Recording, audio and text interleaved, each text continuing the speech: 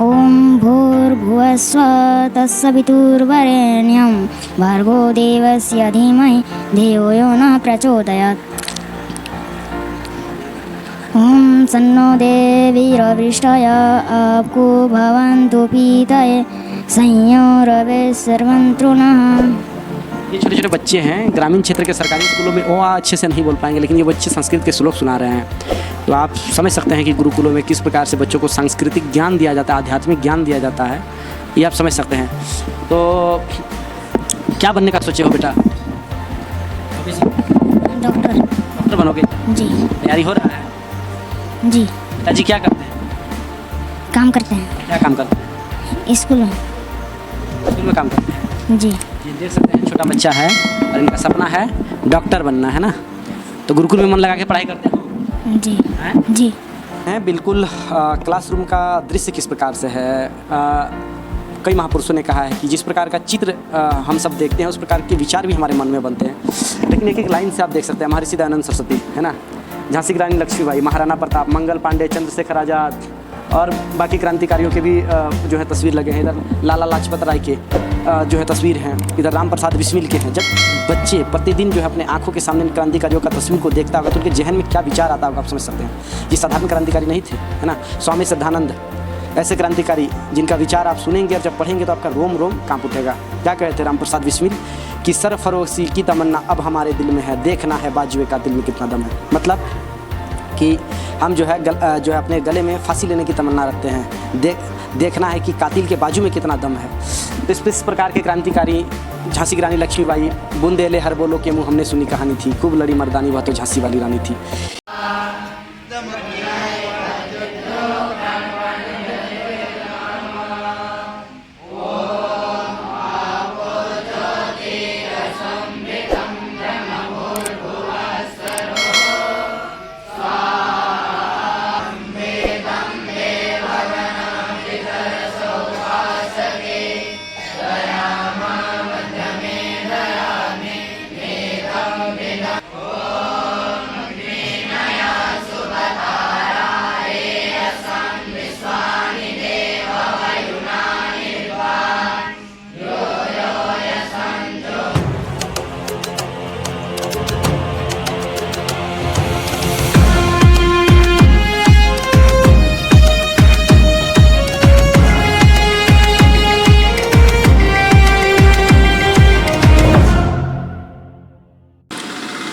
धृति क्षमा दमोस्तयम शौचन इंद्र निग्रह धीर विद्या सत्यमाकृतो दशकम लक्षणम धर्म। एक ज़माना था जब भारत के इतिहास में धर्म की शुरुआत गुरुकुलों से होती थी, क्योंकि जो छोटे छोटे नन्हे बच्चे होते थे, छोटे छोटे नन्हे बालक होते थे, किनकी पूजा करनी है, क्या धर्म है, इससे पहले उन बच्चों में ये धर्म के 10 लक्षण उनके अंतरात्मा में ये बसाया जाता था। ये धर्म के 10 लक्षण। धृति का अर्थ होता है धैर्य, क्षमा यानी जो है सहनशीलता, दम यानी मन को वश में रखना, अस्ते यानी चोरी न करना, सोच यानी आंतरिक और बाहरी पवित्रता, इंद्रिय निग्रह यानी इंद्रियों को वश में रखना, धी मतलब बुद्धि विवेक, विद्या मतलब ज्ञान, सत्य मतलब सत्य बोलना, आक्रोध मतलब क्रोध ना करना। ये 10 लक्षण अन्य बच्चे होते थे उनके अंतरात्मा में बसाया जाता था। फिर यहीं से धर्म की मार्ग की जो है में चलना जो है प्रारंभ होता था।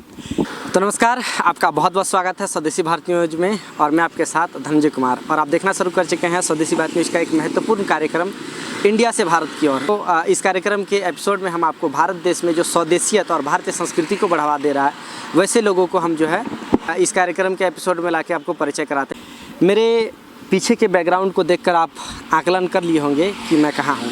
जी बिल्कुल, मैं एक आज गुरुकुल में मौजूद हूँ, और ये झारखंड के लोहरदगा ज़िले में ये गुरुकुल पड़ता है। ये जो जगह है शांति आश्रम है। मैं अपने गृह निवास से 550 किलोमीटर की दूरी तय करके इस गुरुकुल तक आया हूँ, और मैं आपको इस एपिसोड में यह दिखाने का कोशिश करूँगा कि गुरुकुल कैसा होता है, गुरुकुल के बच्चे कैसे होते हैं, गुरुकुल के बच्चे कैसे रहते हैं, गुरुकुल के बच्चे का भोजन पानी कैसा होता है, गुरुकुल के आचार्य कैसे होते हैं, और सबसे महत्वपूर्ण बात, जो अंग्रेजी मीडियम के स्कूल और गुरुकुलों में क्या अंतर है आप इसको समझ पाएंगे, है ना। और ये गुरुकुल आर्य समाज की है, और आर्य समाज आप जानते हैं कि पूज्य महर्षि दयानंद सरस्वती की कितनी बड़ी देन है। एक समय महर्षि दयानंद सरस्वती ने खुद 1857 जैसी क्रांति में बहुत बड़ी भूमिका उन्होंने निभाया था, और आज आर्य समाज के हजारों लाखों लोग भारत देश में अंधकार को मिटा रहे हैं, मिथ्या ज्ञान को मिटा रहे हैं, और वैदिक ज्ञान को पुनः स्थापित करने में लगे हुए हैं। तो देर ना करते हुए हम लोग जो हैं इस गुरुकुल में प्रवेश करते हैं, और इस गुरुकुल की पूरी जो है आपको जानकारी देते हैं और गुरुकुल में लिए चलते हैं।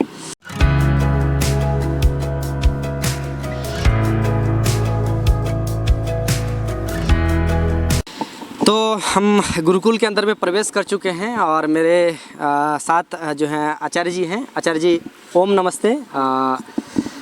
आचार्य जी, सबसे पहले वैसे तो हमारी वार्तालाप होती रही है, और कई बार प्लानिंग होने के बाद हम लोग जो है अंततः आपके इस गुरुकुल तक आ चुके हैं अपने दर्शकों के लिए। और दर्शकों को इस एपिसोड में बताना चाहेंगे कि ये लोग बहुत लालायित हैं कि गुरुकुल कैसा होता है, गुरुकुल के बच्चे कैसे होते हैं, गुरुकुल में बच्चे कैसे पढ़ते हैं, उनका पोशाक कैसा होता है, वो किस प्रकार से संस्कृत बोलते हैं, बच्चे का खान पान कैसा होता है, दिनचर्या कैसा होता है। इन सारी प्रश्नों का उत्तर जो हमारे दर्शकों को इस एपिसोड के माध्यम से देने का कोशिश करेंगे। आचार्य जी से जो है परिचय करा दें। आचार्य जी जो हैं यहाँ पे आप अपने ही मुख से अपना परिचय दे दीजिए। आचार्य जी, मेरा नाम आचार्य शरद चंद्र है, और ये गुरुकुल शांति आश्रम लोहरदगा, जो लोहरदगा शहर में अवस्थित है, और विगत लगभग 20-22 वर्षों से मैं इस क्षेत्र में अपनी सेवाएं दे रहा हूं। ये जो शांति नगर है और यहाँ का जो गुरुकुल है आचार्य जी, हमें जो आप से पहले भी वार्तालाप में आप बताएं कि ये सही में वास्तव में 70 वर्ष पुरानी गुरुकुल है। हाँ, 70 वर्ष पुरानी गुरुकुल है। लेकिन वही बताया आपको कि ये दुर्भाग्य से कई बार बंद हुआ, कई बार प्रारंभ हुआ, क्योंकि गुरुकुल चलाना सामान्य बात नहीं है, बड़ा कठिन कार्य होता है। स्थिति है जी, बच्चों को संग्रहित करना, फिर उनको पढ़ाना, और गुरुकुल में प्राय से घरों के बच्चे आते हैं जो सर्वथा शुल्क वगैरह देने में असमर्थ होते हैं, तो उनको फिर उनके लिए फिर भोजन की व्यवस्था करना, कपड़ों की व्यवस्था करना, दवाइयों की व्यवस्था करना, पाठ्य पुस्तकों की व्यवस्था करना, और अनेक प्रकार के जो व्यवस्थाएं हैं उसको संपादित करना, ये थोड़ा कठिन काम होता है।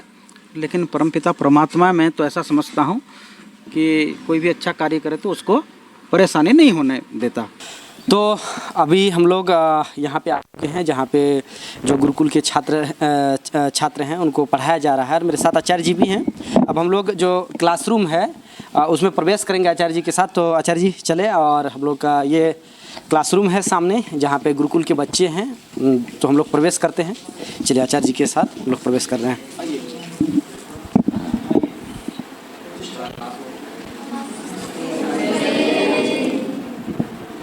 तो ये बिल्कुल देख सकते हैं, जब हम लोग बाहर थे तो बाहर से चलते हुए आचार्य जी के साथ क्लासरूम में आ चुके हैं, और ये गुरुकुल है जो हमने पहले भी बताया, और यहाँ पे बैनर वगैरह पे भी देख सकते हैं कि जो है ये गुरुकुल शांति आश्रम लोहरदगा, इसका यही नाम है। जी जी जी, गुरुकुल शांति आश्रम लोहरदगा, क्योंकि ये लोहरदगा जिला में है और लोहरदगा शहर में भी अवस्थित है।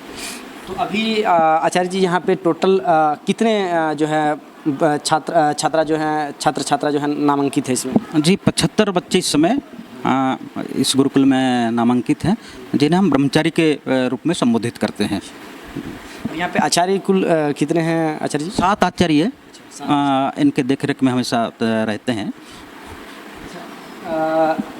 2-3 आचार्य तो यहीं पे हैं हमारे साथ, और बाकी शायद गुरुकुल में ही है। हाँ, गुरुकुल में है। वो कुछ हमारे बाहर भी कुछ कार्यक्रम वगैरह चलते रहता है, कहीं हवन का कार्यक्रम, कहीं और संस्कृति के कार्यक्रम, तो वो जाते रहते हैं।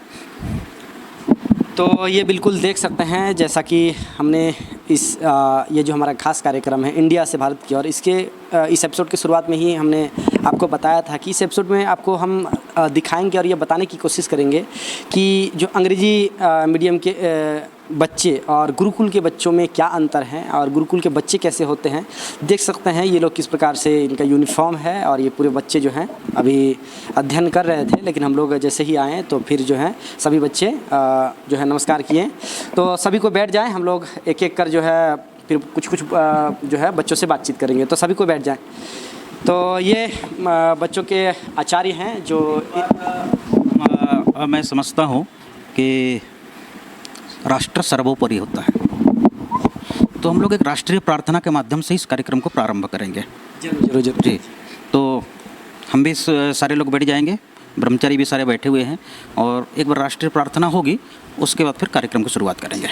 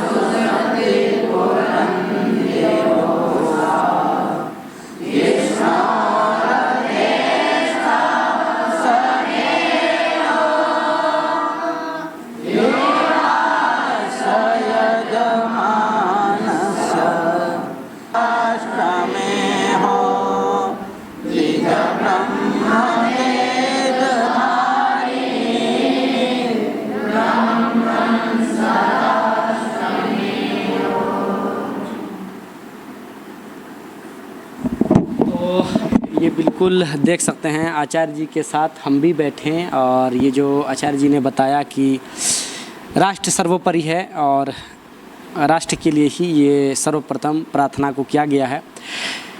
यहाँ पे बच्चों के लिए विभिन्न आचार्य मौजूद हैं जो बच्चों को प्रतिदिन जो है बच्चों में जो है धर्माचरण की शिक्षा देते हैं। साथ ही वेद आदि और जो सनातन धर्म के ग्रंथ हैं उनकी भी शिक्षा देते हैं बच्चों को।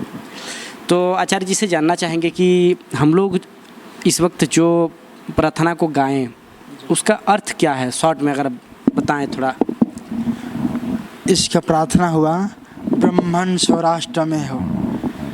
हम परमपिता परमात्मा से भगवान से प्रार्थना किए कि प्रभु आप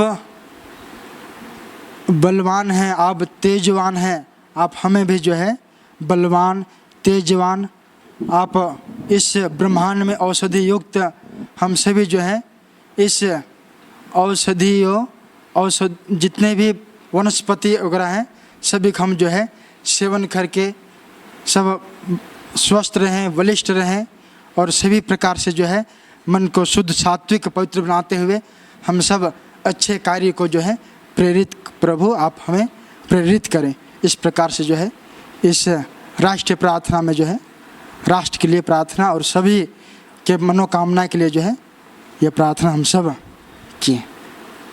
जी बिल्कुल, आचार्य जी ने हमें जो हम लोग इस वक्त प्रार्थना को गाएं उसका अर्थ बताया। ये आप देख सकते हैं बिल्कुल क्लासरूम का दृश्य किस प्रकार से है। कई महापुरुषों ने कहा है कि जिस प्रकार का चित्र हम सब देखते हैं उस प्रकार के विचार भी हमारे मन में बनते हैं। लेकिन एक एक लाइन से आप देख सकते हैं महर्षि दयानंद सरस्वती, है ना, झांसी की रानी लक्ष्मीबाई, महाराणा प्रताप, मंगल पांडे, चंद्रशेखर आज़ाद और बाकी क्रांतिकारियों के भी जो है तस्वीर लगे हैं। इधर लाला लाजपत राय के जो है तस्वीर हैं, इधर राम प्रसाद बिस्मिल के हैं। जब बच्चे प्रतिदिन जो है अपने आँखों के सामने इन क्रांतिकारियों का तस्वीर को देखता होगा तो उनके जहन में क्या विचार आता होगा आप समझ सकते हैं। ये साधारण क्रांतिकारी नहीं थे, है ना। स्वामी श्रद्धानंद ऐसे क्रांतिकारी जिनका विचार आप सुनेंगे और जब पढ़ेंगे तो आपका रोम रोम काँप उठेगा। क्या कहे थे राम प्रसाद बिस्मिल कि सरफरोशी की तमन्ना अब हमारे दिल में है, देखना है बाजुए का दिल में कितना दम है। मतलब कि हम जो है अपने गले में फांसी लेने की तमन्ना रखते हैं, देखना है कि कातिल के बाजू में कितना दम है। तो इस प्रकार के क्रांतिकारी झांसी की रानी लक्ष्मीबाई, बुंदेले हर बोलो के मुँह हमने सुनी कहानी थी, खूब लड़ी मर्दानी वह तो झांसी वाली रानी थी। एक एक वीर वीरांगनाओं की गौरव गाथा को जब आप पढ़ेंगे तो फिर आप आप में क्या अनुभूति आएगी फिर आप स्वयं बताएंगे। तो हम इस वक्त क्लासरूम में हैं और ये बिल्कुल गुरुकुल के बच्चे हैं। इनका पोशाक देख सकते हैं, पोशाक के साथ ये लोग सांस्कृतिक शिक्षा भी ले रहे हैं। एक समय में घरों में बच्चों को संस्कार मिलता था, है ना, वो संस्कार माता पिता दादा दादी देते थे। लेकिन जब से मोबाइल फ़ोन आया तब से बच्चों के हक के संस्कार का ज्ञान छिन गया, है ना। माता पिता अगर काम से आते हैं तो सब मोबाइल फ़ोन में, दादा दादी भी आजकल मोबाइल फ़ोन में। और संस्कृति का ज्ञान तो जब से हम लोग अंग्रेज़ी मीडियम के स्कूलों में ही ले जाना प्रारंभ किए अपने बच्चों को, है ना, भेजना प्रारंभ किए, उसी समय से जो है हमारे जो अभी वर्तमान समय के जो पीढ़ी है, जो जनरेशन है, वो सांस्कृतिक ज्ञान से जो है वंचित रह गए। क्या आचार्य जी? जी जी बिल्कुल। तो ये देख सकते हैं हम जो है थोड़ा कुछ बच्चों से बातचीत करेंगे, जो गुरुकुल के बच्चे हैं, है ना। तो आप लोग जो है थोड़ा खड़े हो जाए, है ना, कुछ जैसे बातचीत करनी है। जैसे सबसे पहले हमें बताएं कि ये तस्वीरों को तो आप लोग देख रहे हैं जी, कुछ महापुरुषों के बारे में बताएं। जैसे ये महारानी लक्ष्मीबाई हैं, है ना, महर्षि दयानंद सरस्वती हैं, इन दोनों के बारे में बताएं। महर्षि दयानंद कौन थे? महर्षि दयानंद एक महान क्रांतिकारी थे। इन्होंने क्रांति गुरु भी थे। जी विश्व गुरु भी थे। ये लोग कभी अपने जीवन काल में कभी कैमरे के सामने आप लोगों ने बोला है? ज्ञान है इसमें, है ना। हमने अभी हम इंटरव्यू ख़त्म करने के बाद जब बातचीत करेंगे तो ये लोग एक एक करके बता देंगे। अच्छा, पहले नाम बताओ, तुम्हारा क्या हुआ? मेरा नाम है सुनील आर्य। सुनील आर्य जी। और माता पिता क्या करते हैं? पिताजी क्या करते हैं? पिताजी नहीं हैं। अच्छा, कहाँ से हैं? अमलिया अम्बाटोली। यही लोहरदगा जिले से? जी। तो कितना समय हो गया गुरुकुल में? मेरा गुरुकुल में 6 साल हो गया। अच्छा, क्या सपना देखे हैं? हम बड़ा होकर टीचर बनना चाहते हैं। शिक्षक? जी। गुरुकुल का या अंग्रेजी स्कूलों का? गुरुकुल का। गुरुकुल का आचार्य जी। बनना चाहते हैं? जी। उससे क्या मिलेगा आपको आचार्य बन के? क्यों बनना है आचार्य? बच्चों को पढ़ाना है, बच्चों को अच्छा शिक्षा देना है। अभी आप कितने कक्षा में पढ़ रहे हैं? अभी हम 9वीं में पढ़ रहे हैं। 9वीं में। अच्छा, एक दो श्लोक वगैरह सुनाएंगे हमें? जी। सुनाइए। काकचेष्टवको ध्यानं स्वान निद्रा तथैव च अल्पाहारे गृहत्यागे विद्यार्थी पंचलक्षणम। इसका अर्थ? काकचेष्टा कौवा की तरह चेष्टा करना, बको ध्यानम बकुला की तरह ध्यान लगाना, स्वान निद्रा कुत्ते की तरह सोना, अल्पाहारी गृहत्यागी ब्रह्मचारी को थोड़ा सा भोजन करनी चाहिए। गृहत्यागी? ब्रह्मचारी को घर त्याग करके अच्छा से पढ़ाई करनी चाहिए। ये किसमें पांचों गुण होना चाहिए? ब्रह्मचारी में। मतलब छात्रों को? जी। अच्छा, और कुछ श्लोक सुनाएंगे?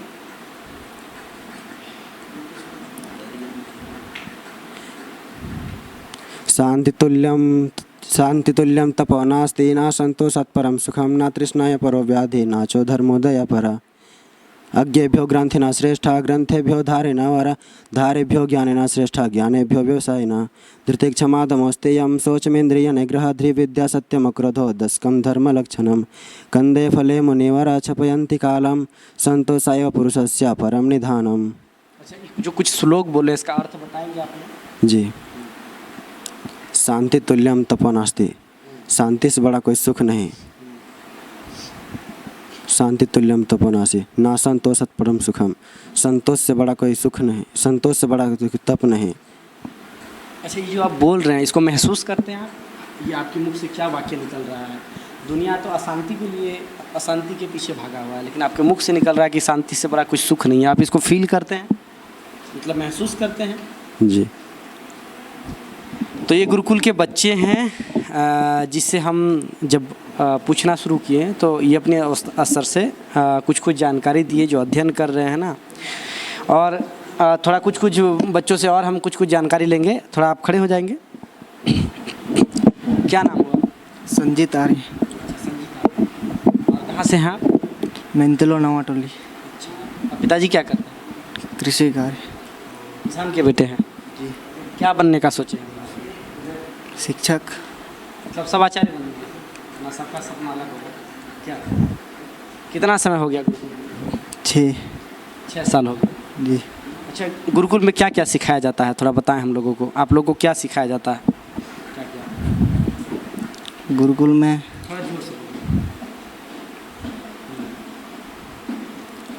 आसन, प्राणायाम, दंड बैठक, लाठी भाला ये सब सिखाए जाते हैं। और शास्त्र वगैरह का भी ज्ञान दिया जाता है। जी। और जैसे अंग्रेजी मीडियम के स्कूलों में मैथ पढ़ाया जाता है, अंग्रेजी पढ़ाया जाता है, जो है विज्ञान पढ़ाया जाता है, इन विषयों को नहीं पढ़ाया जाता? पढ़ाया जाता है। क्या पता, आपका पिताजी का नाम क्या है? नागौरा, स्वर्गीय नागौरा। तो ये 6 सालों से गुरुकुल में है, लेकिन जो है गुरुकुल मुख्यतः जो है फोकस रहता है कि बच्चों में शास्त्रों का ज्ञान और जो है संस्कृत के जो ग्रंथ हैं उनका ज्ञान जो है पहले सीखे, उसके बाद धीरे धीरे करके अंग्रेजी का भी ज्ञान को जो है बच्चों को दिया जाता है। कुछ बच्चों से हम लोग और बातचीत करेंगे, जैसे हम पीछे की ओर आते हैं, पीछे की ओर कुछ बच्चों से बातचीत करेंगे। क्या नाम हुआ? है ये कार्तिक। कितना समय हो गया गुरुकुल में 2 साल। अच्छा, कुछ श्लोक वगैरह आता है? जी। सुनाइए। सर्पा पिबन्ति पवनं न च दुर्बलास्ते शुष्कस्त्रीणर्व न गजाः बलिनो भवन्ति। कुछ बच्चों से और बातचीत करते हैं, तो पीछे की ओर आते हैं। ये कुछ बच्चे हैं। तुम बेटा खड़े हो जाओ। क्या नाम हुआ? शुभम आर्य। अच्छा, कितने साल से गुरुकुल में शिक्षा ले रहे हो? 1 साल। हाँ? 1 साल। अच्छा, तुम्हारे बगल में जो तस्वीर है, इस क्रांतिकारी को पहचानते हो? जी। कौन है? चंद्रशेखर आज़ाद।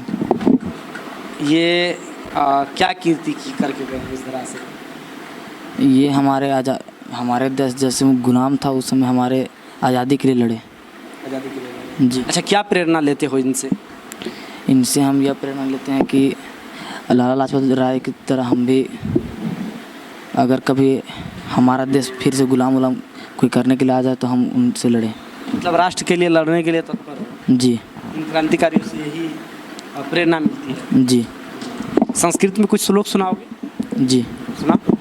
वागर्थविव संपृक्तो वागर्थ प्रतिपत्तये जगतपितरो वंदे पार्वती परमेश्वरो।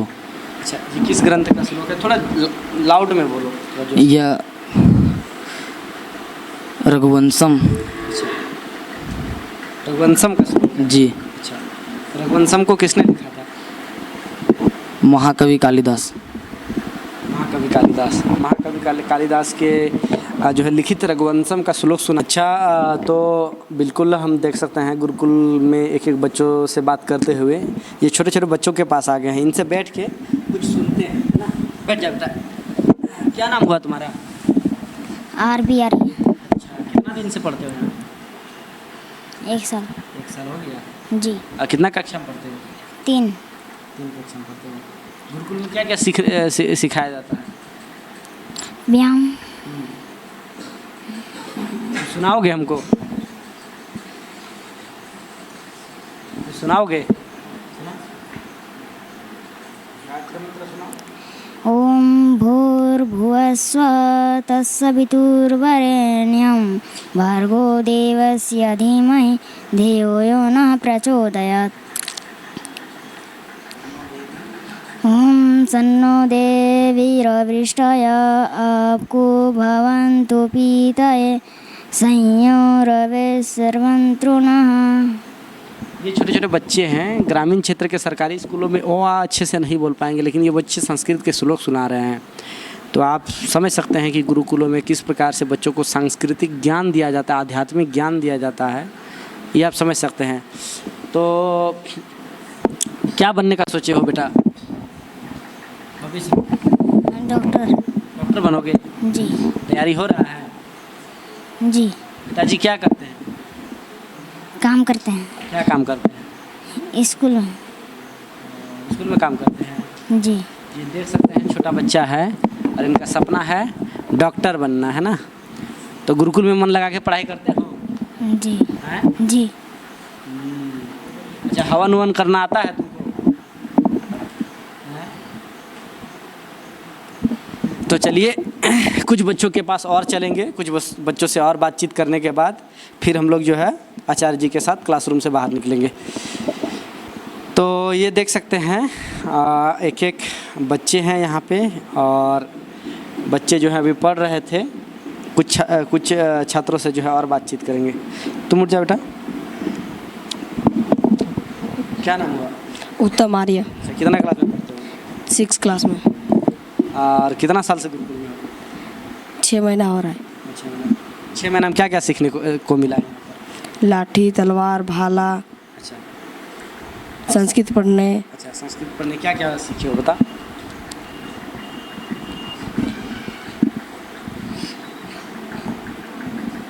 सुनो सुनो, जो भी सीखे हो सुनो, डरना नहीं है, हमको सिखाओ हमको। ओम विश्वानि देव सवितुर्दुरितानि परासुव यद्भद्रं तन्न आसुव। ऐसे श्लोक वगैरह सीख लिए हो? जी। अच्छा, ये सब फोटो वोटो लगा, ये सब महापुरुषों के बारे में कुछ बताओगे? हैं? किसके बारे में जानते हो? कुछ थोड़ा बहुत हैं? जी, महर्षि दयानंद के बारे में। अच्छा, बताओ महर्षि दयानंद सरस्वती के बारे में। वह आर्य समाज के सबसे बताओ सबसे पहले संस्थापक। जी। उसके बाद वह वेद का प्रचार करने शुरू किए। उसके बाद फिर वो धीरे धीरे पूरा विश्व में वेद का प्रचार कर दिए। उसके बाद चलिए, इन्हें सही ज्ञान दिया गया है बिल्कुल।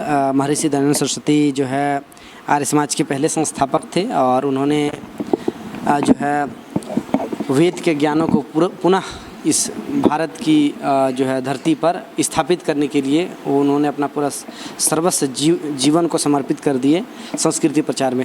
अब कुछ आचार्य हैं, आचार्यों से हम बात करेंगे। आचार्यों से बात करने के बाद हम लोग जो है बाहर की ओर आचार्य जी के साथ निकलेंगे।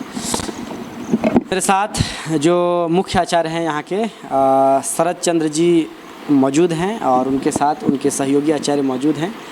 अच्छा आचार्य जी, हमें बताएं कि इतने वर्षों से जो है गुरुकुलों को चला रहे हैं, क्या अनुभव मिला आपको? जी, एक तो आपने अनुभव किया होगा, हमारे जो बच्चे हैं प्योर गांव से आते हैं, जहां अभी भी कोई शिक्षा और संस्कार का कोई नींव नहीं पड़ा हुआ है।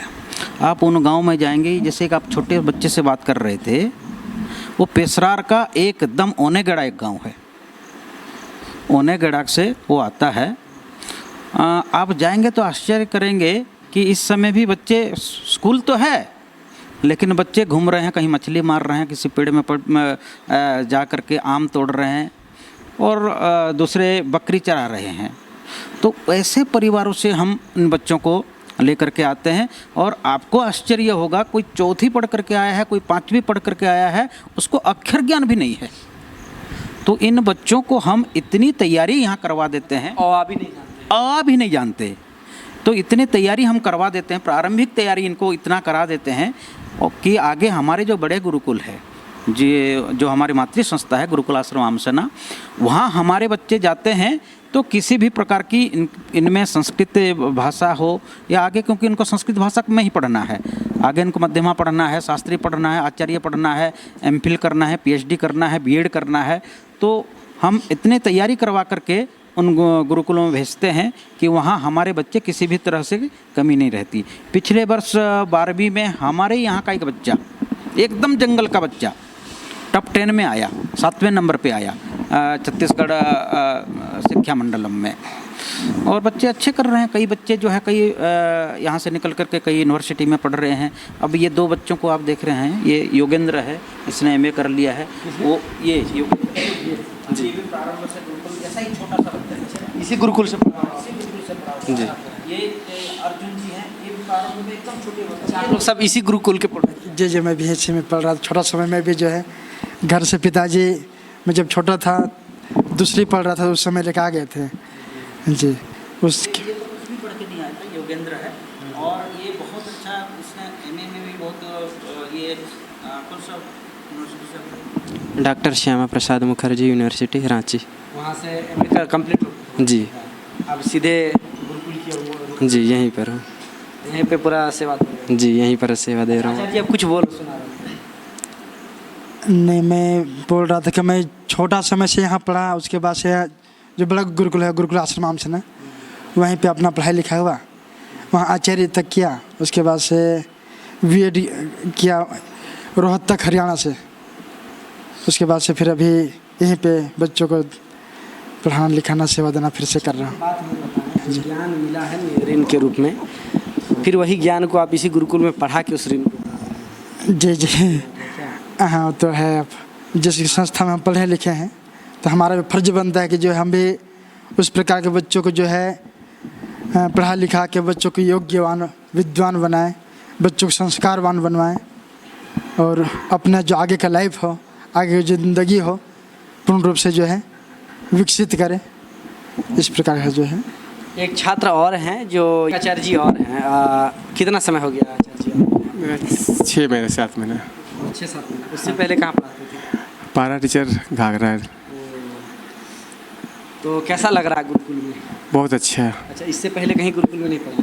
नहीं, हम पहले थे saint Joseph high school Torpa से मैट्रिक पास किए थे और रांची कॉलेज रांची से पोस्ट ग्रेजुएट किए हैं पॉलिटिकल साइंस से, मास्टर ऑफ आर्ट्स में। तो यहाँ पे 6 महीना से आप लगातार हैं, बच्चों की एक्टिविटी को देख के कैसा महसूस करते हैं? Very good. अच्छा, कौन सा ज्ञान जो है महत्वपूर्ण है? वो जो कागज़ वाला जो डिग्री बच्चे लेते हैं वो, या ये यहाँ पे बच्चों को जो नैतिक शिक्षा है वो दिया जाता है, बच्चों को संस्कारवान बनाया जाता है, बच्चों में संस्कृति का ज्ञान दिया जाता है? क्या लगता है कि कौन सा ज्ञान जो है महत्वपूर्ण है? एक पहला ज्ञान है कि मानसिक, शारीरिक, भौतिक, व्यवहारिक, एक वेरी इंपॉर्टेंट। एक only for education, very important for discipline. Peace is very possible. तो आगे के लिए क्या सोचें आचार्य जी? भविष्य के लिए मैं जितने बच्चों को है ना, मेरा नाम प्रकाश है, सभी बच्चों को भविष्य में उनका शिक्षा देकर उनका उज्जवल करना चाहता हूँ। आप लोग का विचार जान के बहुत अच्छा लगा। और तो पूरी गुरुकुल को दिखाते हुए अब हम लोग जो हैं क्लासरूम के बाद ये बच्चों को मध्याह्न भोजन के लिए जो है छुट्टी दिया गया है, तो ये बच्चे भोजन कर रहे हैं। अच्छा आचार्य जी, इनके जो बच्चे ये जो छात्रों का भोजन है, इसकी क्या विशेषता है, थोड़ा बताएं। क्या इसमें प्याज लहसुन वगैरह रहता है? नहीं, प्याज लहसुन वगैरह हम लोग बिल्कुल भी गुरुकुल में वर्जित है। हाँ, प्रयोग नहीं करते हैं, बिल्कुल वर्जित है। और शुद्ध रूप से चावल है, दाल है, सब्जी है। हाँ, इसमें नमक की मात्रा तब नमक की मात्रा तो अल्प होता है। नमक की मात्रा तो डालते हैं, थोड़ा मसाला भी डालते हैं, जो जैसे जीरा है, हल्दी है और काली मिर्च वगैरह है, ये सब धनिया वगैरह डालते हैं। और सुबह का नाश्ता वगैरह क्या रहता है? सुबह अलग अलग दिन होता है, कभी पोहा होता है, कभी पूड़ी होता है, कभी दलिया होता है, कभी सूजी होता है। इस तरह से विभिन्न। शाम का जो है ये क्या बोलते हैं, डिनर वगैरह क्या रहता है? शाम को जो है वही भात दाल सब्जी या फिर रोटी। तो हमारे बच्चे चूँकि इधर गांव के बच्चे हैं तो ये रोटी ज़्यादा पसंद नहीं करते हैं, ये चावल ही ज़्यादा पसंद करते हैं जी। तो हम लोग ज़्यादातर चावल ही बनाते हैं। तो ये देख सकते हैं सब। अच्छा, ये लोग जो जैसे गुरुकुलों में ये देखे हैं आचार्य जी हम, कि जो बच्चे भोजन वगैरह करने से पहले जो है मंत्र पढ़ता है, तो गुरुकुल में भी? हाँ जी जी जी जी जी। एक बार सभी हाथ जोड़ेंगे मंत्र पाठ के लिए। सबको भोजन मिल गया ना? सभी हाथ जोड़ेंगे भोजन मंत्र के लिए और एक बार भोजन मंत्र का पाठ करेंगे। तो ये देख सकते हैं बच्चे जो हैं अब अपने भोजन मंत्र का पाठ करके भोजन को जो है ग्रहण करना शुरू करेंगे, क्योंकि ये लोग अन्नदाता किसानों को और परमात्मा को धन्यवाद देते हैं मंत्रों के माध्यम से। क्या चाहिए? जी जी जी।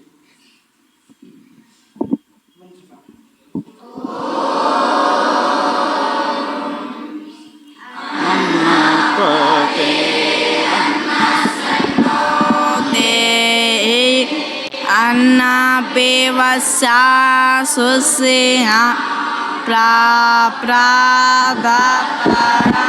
दारिस ऊर्जम नो दे द्विपदे चतुष्पदे। ओम शांति शांति शांति।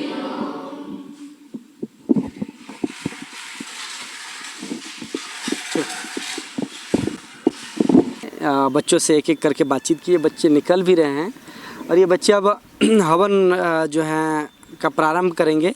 और मेरे साथ आचार्य जी हैं। थोड़ा चलते हुए हम लोग गुरुकुल के बारे में और कुछ जानकारी लेंगे। अच्छा आचार्य जी, हमें बताएं कि यहाँ पे जो है जैसे गुरुकुल में मुख्यतः गौशाला वगैरह रहता ही है, तो यहाँ पे गौशाला वगैरह शायद होगा? हाँ, गौशाला भी है जी। तो यहाँ पे कितने गाय हैं आचार्य जी? ये करीब 15-16 गाय बछड़े मिल करके हैं। और अभी तो ज़्यादा दूध नहीं हो पा रही है, 10-12 लीटर दूध होती है। तो बच्चे से गौ की सेवा भी करते हैं और दुग्धपान भी करते हैं। एक से एक फलदार वृक्ष जो है देखने को मिलेगा। इधर इस लाइन से पूरा आम का है, उसके बाद अमरूद है, आम लीची हैं। आम लीची। हाँ, इधर जो है कुछ संतरा हैं, मौसम्बी हैं, लीची हैं और कटहल है। अच्छा, पीछे साइड हम देखें कि 10-12 जो है बड़े बड़े अमरूद के पेड़ हैं जी। तो मतलब जो है फलदार वृक्षों का भी जो है यहाँ पे प्रबंध जो है किया गया है, उसको लगाया गया अच्छे से। और ये सब सुपारी वगैरह का है क्या चाहिए? ये सुपारी नहीं है, ये पाम वृक्ष कहते हैं, ऐसे 100 के लिए लगाया गया है जी। और बाकी गुरुकुल में क्या क्या सुविधाएं हैं, जिस प्रकार से आचार्य जी थोड़ा सा बताएं जी। गुरुकुल में बच्चों की हम निःशुल्क भी यहाँ व्यवस्था है और बच्चों को भोजन, जलपान, उनके रहन सहन, कपड़े इत्यादि सारी व्यवस्था गुरुकुल के माध्यम से किया जाता है। ये जो है तेज पत्ता का वृक्ष है। आगे एक वृक्ष है बादाम का। इस बार बादाम आया था, खूब लदा हुआ था। ये देख सकते हैं इसमें बादाम का वृक्ष और ये तेज सामने तेज पत्ता का है, उसके पीछे जो है बादाम का है। और आम भी इस बार खूब फले थे, बच्चों ने खूब खाया। सही है, मतलब जो है पूरा फलदार वृक्षों से जो है इस ये गुरुकुल जो है सजी हुई है। इस साइड पूरा जो है वृक्ष ही वृक्ष है और इधर जो है खाली ज़मीन है। अच्छा, जो इधर जैसे बताएं आचार्य जी, ये 15 एकड़ में ज़मीन है, आगे ये धान वगैरह का खेती है, तो ये चावल वगैरह गुरुकुल के ही काम में आता है? हाँ, गुरुकुल में के काम में आ जाता है। मतलब इससे भोजन वगैरह जी जी जी जी जी जी। और ये जो खाली ज़मीन है आचार्य जी, इधर का क्या सोचे हैं आगे के लिए? आगे इसमें कुछ छात्रावास वगैरह बनाना है, कुछ जो है योग की कक्षाएं चलाने के लिए योग कक्षाएं चलाना है। तो कुछ हॉल बनना है कि जो है लोग योग मार्ग की ओर भी प्रेरित हो सकें। एक हॉस्पिटल की आगे हम लोगों की परिकल्पना है, जिसमें आयुर्वेदिक, एलोपैथिक, हेमोपैथिक तीनों व्यवस्था रहेंगे। और हम उन्हें कोशिश करेंगे ज़्यादा से ज़्यादा जो है ऐसे मरीजों की सेवा करना। और बीच बीच में हमारे यहाँ ये चिकित्सा शिविर वगैरह लगते रहता है। तो आचार्य जी, आपने 25 वर्षों से ये जंगल झाड़ी वाला जगह को एक खूबसूरत गुरुकुल का आकार दे दिए है ना, लेकिन आगे के लिए क्या सपने देखे हैं कि जब आप इस धरा से जाएं, इस मृत्यु लोक से आप विदा हों, तो ये गुरुकुल और किस रूप में आप देख कर जाना चाहते हैं? मैं उसकी तैयारी किस प्रकार से हो? हाँ, मैं चाहता हूँ कि एक सबसे पहले सर्वे संतु निरामया। हम रोज़ प्रार्थना करते हैं भगवान से कि भगवान हम निरोग हों, लेकिन फिर भी कुछ ना कुछ कारणों से बीमार पड़ ही जाते हैं। मैं विदाई होने से पहले जो है मैं समझता हूँ कि कम से कम, क्योंकि आपने संस्कृति के लिए अपना जीवन जी जी जी जी जी जी अभी तक तो हम लोग जो है इसके संरक्षण में ही थोड़ा समय लगाया। अब आप देख रहे होंगे कुछ भवन भी बनना शुरू हो गया है, आगे भी भवन बनेंगे। हमारे पास भवनों की कमी होने के कारण हम ज़्यादा छात्रों को रख नहीं पा रहे हैं। मैं समझता हूँ कि कम से कम मेरे विदाई होने से पहले इस गुरुकुल में 500 छात्र अध्ययन करने वाले हों और एक ऐसा चिकित्सालय बने जहां हमारे जो है गरीब लोगों को और दूसरे लोगों का सेवा हो सके। एक वृद्धाश्रम बने, हमारे बुजुर्गों की जहां सेवा हो सके। एक संस्कार शाला बने जहां हम बच्चों को, बाहरी बच्चों को जो इंग्लिश मीडियम के स्कूलों में पढ़ते हैं, दूसरे विद्यालय में पढ़ते हैं, उनका एक संस्कार शाला हो कि उन छोटे बच्चों को, बड़े बच्चों को हम जो है संस्कार दे सकें। युवाओं के लिए जो है कुछ रोजगार परख कुछ कार्य करना चाहते हैं। युवाओं को कुछ जो है प्रशिक्षण देना चाहते हैं कि आगे जा कर के वो अपना जो है उदरपूर्ति भी कर सकें और उनके अंदर कुछ संस्कार भी जाग सके। विशाल गुरुकुल के रूप में आपका ये सपना है कि ये हो। हमको एक अच्छा और ये लगा आचार्य जी कि आपने वैसे बच्चों को यहाँ पे लाके शिक्षा देने का काम कर रहे हैं जो आर्थिक तौर पर बहुत कमज़ोर हो, जिसके लिए 2 वक्त का रोटी जो है काफ़ी मुश्किल से मिलता होगा, है ना। तो वैसे बच्चों को आप जो है यहाँ पे शिक्षा तो दे रहे हैं, लेकिन सनातन संस्कृति की शिक्षा दे रहे हैं, जिसमें संस्कार की शिक्षा दे रहे हैं, जो अपने माता पिता के लिए एक आदर्श पुत्र बनेंगे। तो ये बहुत अच्छा लगा। ये आप देख सकते हैं बैकग्राउंड में अभी वेदों का जो है मंत्र गूंज रहे हैं और ये हवन जो है प्रारंभ हो गया है। आचार्य जी के साथ हम लोग जो हैं चढ़ेंगे।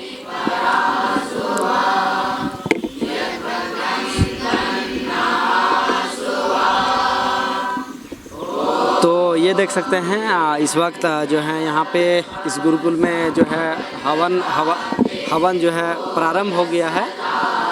तो ये देख सकते हैं कि किस प्रकार से बच्चे जो हैं संस्कृत श्लोक को जो है हवन के मंत्रों को जो है पढ़ रहे हैं।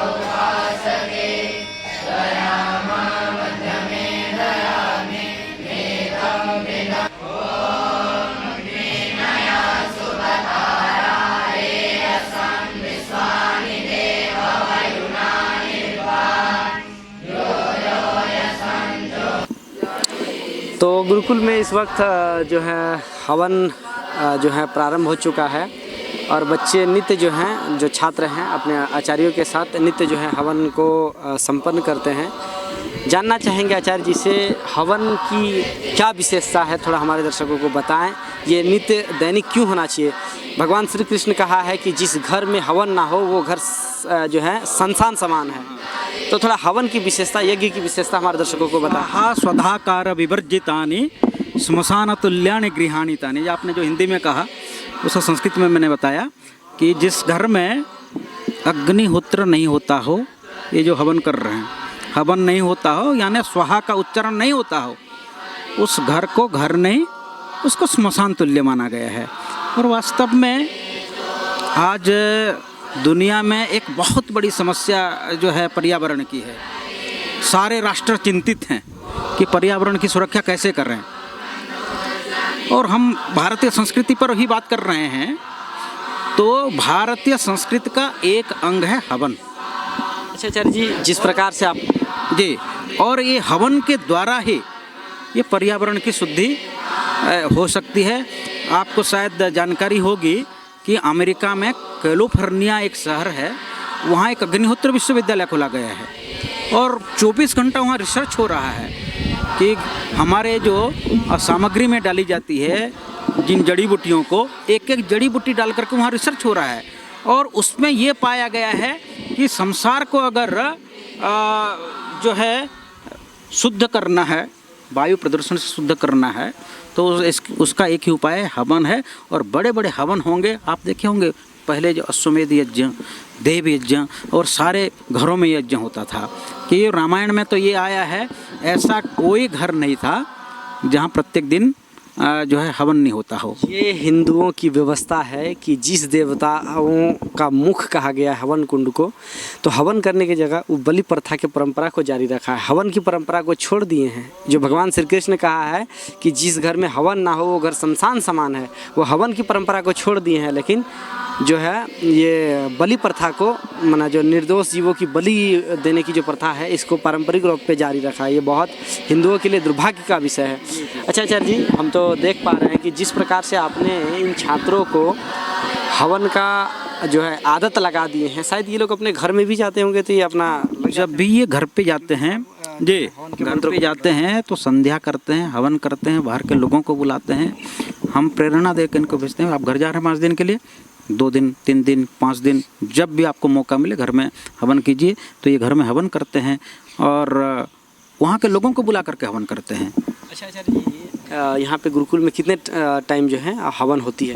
यहाँ सुबह 1.5 घंटा का और शाम को 1.5 घंटा का, दोनों टाइम हवन और यज्ञ होता है, हवन और संध्या होता है। देखते हैं बैकग्राउंड में आप देख पा रहे हैं कि ये जो बच्चे हैं, जो आदिवासी और पिछड़े तबके के बच्चे हैं, जिन्हें 2 वक्त की रोटी शायद नसीब ना होती हो, और वो गुरुकुल में आके किस प्रकार से शिक्षा लेते हैं और वेद मंत्रों का जो है किस प्रकार से उपचार कर रहे हैं और जो है हवन कर रहे हैं, ये बहुत ही अद्भुत दृश्य है। कैसा फील करना चाहिए? जी जी जी, बहुत खुशी होती है। ये अब जो है संध्या हवन भी समाप्ति की ओर है और हम लोग भी इस एपिसोड की समाप्ति की ओर बढ़ेंगे।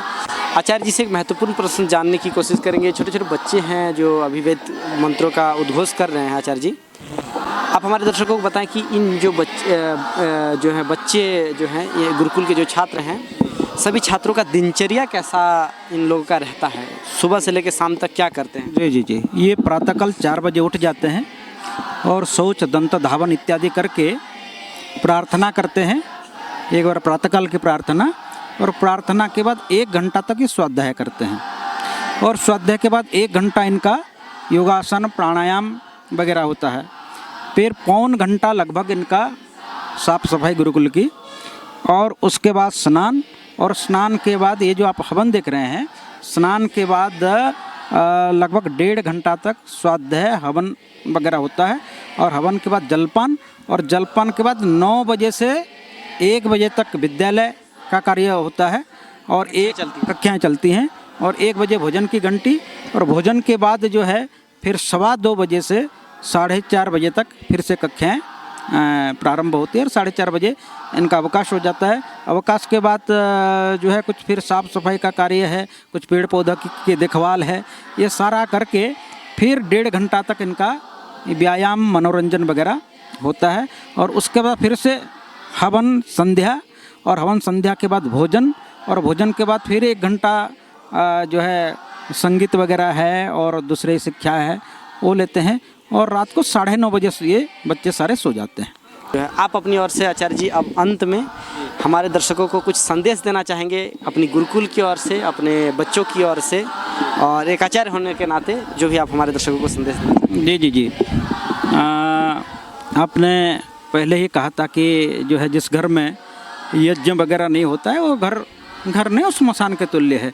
तो मैं अपने सनातन संस्कृति को मानने वाले सभी महानुभावों से, अपने माताओं से, बहनों से, भाइयों से यही अनुरोध करूंगा कि ये जो यज्ञ का कार्य है, निश्चित रूप से आप घर घर में इसको, हर घर यज्ञ घर घर यज्ञ, हमारा एक नारा है, हर घर यज्ञ घर घर यज्ञ। तो अपने घर में भी यज्ञ आदि संपादन करते रहें, जिससे आपके बच्चे संस्कारित हों और आपका परिवार में खुशहाली हो। तो यज्ञ करें, और आप गुरुकुल में बच्चों को पढ़ाएं। अगर गुरुकुल में बच्चों को नहीं पढ़ा सकते तो ये जो नन्हे मुन्ने गरीब परिवारों के बच्चे हैं, इनका ज़रूर सहयोग करें, आर्थिक रूप से, मानसिक रूप से, शारीरिक रूप से, बौद्धिक रूप से, जिस रूप से आप सहयोग करना चाहते हैं, इनका सहयोग जरूर करें। आपका बहुत बहुत धन्यवाद, आप आए, गुरुकुल आए, आप भी हमको इतना कीमती समय निकाल के दिए, बहुत प्रेरित आपने किया है। वास्तव में प्रेरणा अपनी दर्शकों की ओर से, और हम लोग आपके यहाँ से लेके जा रहे हैं, बहुत अच्छा लगा। चलिए आचार्य जी, बहुत बहुत धन्यवाद। तो ये देख सकते हैं हम इस वक्त झारखंड के लोहरदगा ज़िले के एक गुरुकुल में मैं मौजूद था, और आपको इस एपिसोड में ये दिखाने का कोशिश किया हमने कि गुरुकुल कैसा होता है, गुरुकुल के बच्चे कैसे होते हैं, गुरुकुल के आचार्य कैसे होते हैं, गुरुकुल में क्या होता है, गुरुकुल के बच्चे की दिनचर्या कैसी होती है, गुरुकुल के बच्चे जो हैं किस प्रकार के भोजन खाते हैं, गुरुकुल में गौशाला वगैरह भी होती है। और ये गुरुकुल का जो है देख सकते हैं रूप है, और इससे भी बेहतर गुरुकुल है, लेकिन ये आज से 25 साल पहले ये गुरुकुल जो है एक जंगल झाड़ी था। लेकिन जो आचार्य जी हैं, जो शरद चंद्र आचार्य जी हैं, इन्होंने 25 वर्षों से इस गुरुकुल को सींचते ये आकार दे पाया है, और आजीवन ब्रह्मचर्य रह के राष्ट्र के लिए और सनातन संस्कृति के लिए वो समर्पित होकर कार्य कर रहे हैं। आपको यह वीडियो कैसा लगा आप हमें अवश्य बताएं। इंडिया से भारत की ओर कार्यक्रम का यह एक लौता एपिसोड जिसमें हम आपको वैसे लोगों से मिलाते हैं जो स्वदेशियत और भारतीय संस्कृति को बढ़ावा देते हैं। तो यहीं पे जो है समाप्त करने की कोशिश करेंगे, लेकिन एक वाक्य हम हमेशा कहेंगे जो हमारे महापुरुषों ने कहा है, किसी विद्वान ने कहा है कि भारतस्य प्रतिष्ठे द्वे संस्कृतम संस्कृतिस्तथा। भारत की प्रतिष्ठा दो ही चीज़ों पर टिकी है, एक है संस्कृत और दूसरी है संस्कृति। अगर ये दोनों समाप्त हुई तो पूरी तरह से भारतीयता नष्ट हो जाएगी। फिर हम लोग शरीर से देखने में हिंदुस्तानी होंगे लेकिन आत्मा से अंग्रेज होंगे। वास्तविकता इसका उदाहरणों का अपार भंडार इस देश में भरा हुआ है। तो इसीलिए आप अपनी संस्कृति को जानें और संस्कृत को जानें और इसे इसके अस्तित्व को बनाए रखने में अपनी योगदान दें, है ना। हम जो है आने वाले समय में पूरे विश्व को ये जो है गर्व के साथ कह सकते हैं कि हमारी जो प्राचीन इतिहास है वो महान संतों व महान ऋषियों व महान विद्वानों व महान त्यागियों की गौरव गाथा से भरी हुई है। हम लोग उनके संतान हैं और करोड़ों वर्ष की हमारी संस्कृति है और गौरवमय संस्कृति है, ये आप वाक्य को कह सकेंगे। आपको यह वीडियो अच्छा लगा तो आप हमें सपोर्ट करें, हमें सब्सक्राइब करें। हम अपने जो है जन्मभूमि पाकुड़ से लगभग जो है 550 किलोमीटर की दूरी तय करके हम लोग लोहरदगा आए और ये गुरुकुल की ये डॉक्यूमेंट्री, ये वीडियो आप सभी दर्शकों के लिए जो हम लोग उपलब्ध कराएं। आपको लग रहा है कुछ त्रुटि रही तो आप हमें बताएं और अच्छा लगा तो आप हमें सपोर्ट करें, हमें ज़्यादा से ज़्यादा साझा करें। हम आपसे मिलेंगे ऐसे ही इंडिया से भारत की और एपिसोड कार्यक्रम के अगले एपिसोड में, और कोई ऐसे ही जो स्वदेशियत को बढ़ावा दे रहे हैं, भारतीय संस्कृति को बढ़ावा दे रहे हैं वैसे लोगों के साथ। तब तक के लिए हम विदा लेना चाहेंगे। बहुत बहुत धन्यवाद। जय हिंद, वंदे मातरम।